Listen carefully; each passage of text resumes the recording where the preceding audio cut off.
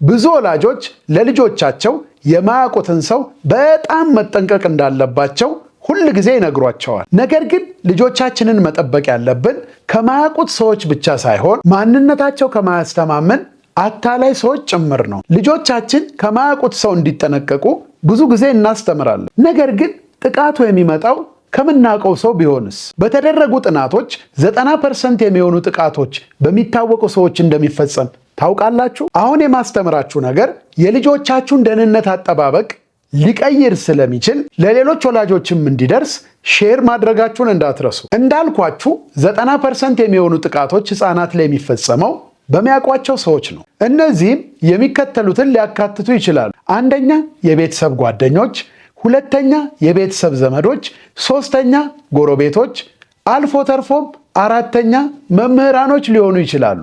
ለዚህም ነው ለልጆች የደህንነት ትምህርት ማስተማር ያስፈለገው። ከማያውቁት ሰው ተጠንቀቁ ከማለት ይልቅ እስኪ ስለ አታላይ ሰዎች ለልጆቻችን እናስተምራቸው። አታላይ ሰው የሚከተሉትን ሊያደርግ ይችላል። አንደኛ፣ ልጆች ሚስጥር እንዲጠብቁ ይጠይቃል። ሁለተኛ፣ ከትልልቅ ሰዎች ይልቅ አብዝቶ ልጆችን እርዳታ ይጠይቃል። ሶስተኛ፣ ልጆች የቤተሰብን ሕግ እንዲጥሱ ያበረታታል። ልጆቻችን ሚስጥርና ሰርፕራይዝን እንዲለዩ እናስተምራቸው። ለእናትና አባት እንዳትናገር የሚል ማንኛውም ሰው፣ እደግመዋለሁ፣ ማንኛውም ሰው ለልጆቻችን አደጋ ሊሆን ይችላል። ግን ከሁሉ በመጀመሪያ ልጆቻችን ማንኛውንም ነገር በነገሩን ጊዜ እንደማንቆጣቸው ማረጋገጫ ልንሰጣቸው ይገባል። ልጆች ትልልቅ ሰዎችን አይሆንም ወይም ኖ ማለት እንደሚችሉ ማወቅ አለባቸው። ይህ ሐሳብ ብዙ ወላጆችን ሊያስገርም ይችላል። ነገር ግን የልጆች የደህንነት ጥናቶች እንደሚያሳዩት ልጆች የሚከተሉትን ማድረግ እንደሚችሉ ሲያውቁ